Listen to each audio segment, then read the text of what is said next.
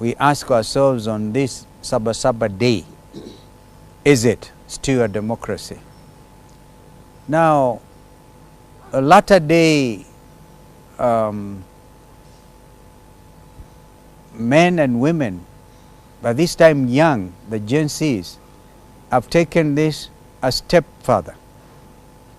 As we commemorate Sabasaba, which is itself not even a national holiday, and as far as I'm concerned, if one was to ask me, this Sabasaba should become a national public holiday because it is so significant. This is, as I said earlier, the struggle that brought Constitution 2010. But this struggle now has been heightened by the Gen Z revolution. The Gen Zs are both on the streets, because in Sabasaba and Kamukunji, those men and women were on, a lot of them were men, by the way.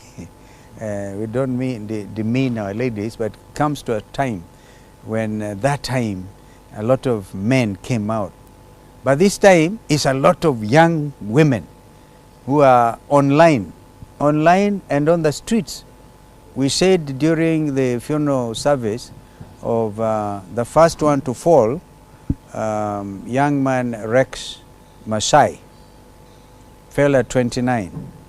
And we have realized between Rex and the young man Onyango's 12 years, a lot of them are young people between the ages of 18 and 23 or thereabouts. And so they have carried the struggle of Sabasaba. And today, as they gather in the streets of Nairobi or wherever they are, we want them to know that Azimio la Umoja One Kenya leadership stands with them, as indeed we stand with all Kenyans. But we must also ask some basic questions. We had demonstrations last year where we lost about 75 Kenyans. And the demonstrations on the cost of living, the high cost of living. And my brother Eugene will bear me witness. When we met as National Dialogue Committee, we had itemized as item number 1 for discussion, the high cost of living. That was very important to us as Azimio. But Kenya Kwanza side said, no, it is our business as government. You will not discuss. And eventually said, fine. Then we went on to the other issues, the culmination of which was the draft bills that are now lying in the National Assembly. We think that the low-lying fruit out of those discussions is the IEBC Amendment Bill 2024, which William Ruto has promised to sign into law. We say that this should be done expeditiously on this Sabasaba Day so that we can have the process get underway of coming up as soon as possible with a new IEBC. Because the country right now is at a crossroads. This is not a thing that we think should be delayed for even one extra day. Allow us also to really commend our leaders in the Senate, the whole Senate. I saw for the first time Azimio and Kenya Kwanza talking the same language at the floor of the Senate when they refused to go on recess because the country was burning. What happened on the other side? The National Assembly. I think it was a tunnel that helped them get away from young Kenyans, running away from their own youth. And the ambulance. Some of them, I'm told the speaker escaped in an ambulance. And some of them tried to access Vigilante House, and the police for once told them, no, the Gen Zs are on you. And you may have seen them escape by helicopter atop the KICC. What a shame. Running away from your own people. But the Senate has stood firm and asked for once for accountability in support of the agenda by Gen Z. So we, Mheshimiwa Senator Ambua, who is the Deputy Minority Leader in the Senate for Azimio, we thank you and your team. And even those others like Boni Alwale And even I saw Cheruyot apologize. It is apology time to this country. So this Sabasaba Day is very significant in this country, very, very significant. Of course, when it happened in the 80s and 90s, it gave way to the doing away with amending the Constitution, the famous Section 2A, to allow for multi-party democracy, which is what we are today. This time, the Gen Zs got William Ruto to do away with Finance Act 2024, and also Finance Act 2023, which is still operational. Some of us hold the view that, for example, the housing tax is a slush fund. We have said that before. The corruption continues unabated. A lot of monies get collected, and no accountability with regard to how they use their monies. The problem, some have said, in this country is not revenue collection, but the consumption levels, the opulence, the greed that has been demonstrated by leaders, the inexplainable nepotism in this country. Additional to corruption, nepotism, tribalism. But the Gen Zs, congratulations, they have come up now with a country that we can say is getting detribalized.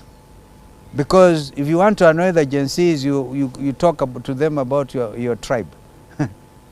So this is a big achievement, and the days of transparency are ahead of us. But before that happens, there's a lot of work to do. And we have come to Meru to tell our brothers and sisters that the struggle continues, a luta continua. Even before we go to church and meet the people in Lari and also in Makutano later today. My colleagues can add something. We had wanted a written text, but I think we've given a summary of what we wanted to do. We say justice, we were saying justice for Rex Masai, but not just for Rex, because it was the first one to fall this year. The 75 of them who fell last year and whose families are still distraught with grief, justice for them as well.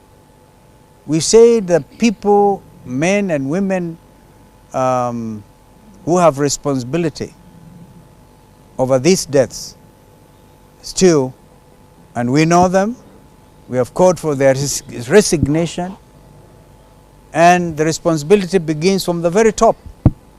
We are not talking about 75 now, 41. You're looking at a total of excess of 100 Kenyans who fell to the police bullets. Task force to look at the debt situation in the country is unconstitutional. And we know that those who have been asked to serve in that task force will have taken note. The office of the Auditor General is the constitutional office mandated to be able to deal with this matter. Again, as Peter Munya said, cosmetic changes will not do. When the youth engaged Ruto on the X space, he undertook to do several things, maybe even to reshuffle his cabinet. Kenyans are saying, whether you reshuffle your cabinet or not, the problem is not the new or the old cabinet of William Ruto. It is Ruto himself. This is what the youth are telling you. This is where the way forward is to have IEBC in place. We repeat, then call for a snap election. And what happened in the UK the other day will surely happen in Kenya. Complete wiping out of a corrupt regime. And what is about to happen in France will also perhaps continue. Change is everywhere.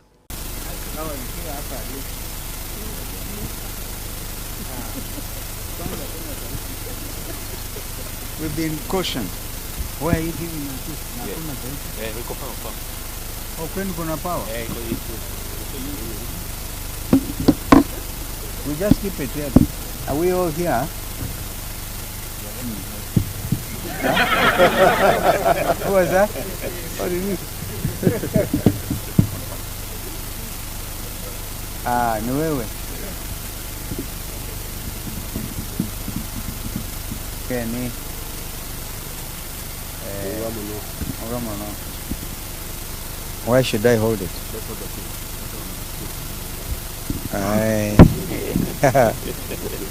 Basi akuru na tuana mugeni. Thank you. This morning we are very happy to be in Meru town. Ni kali sana.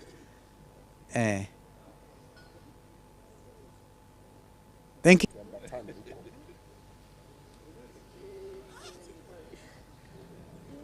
Oh, Edie?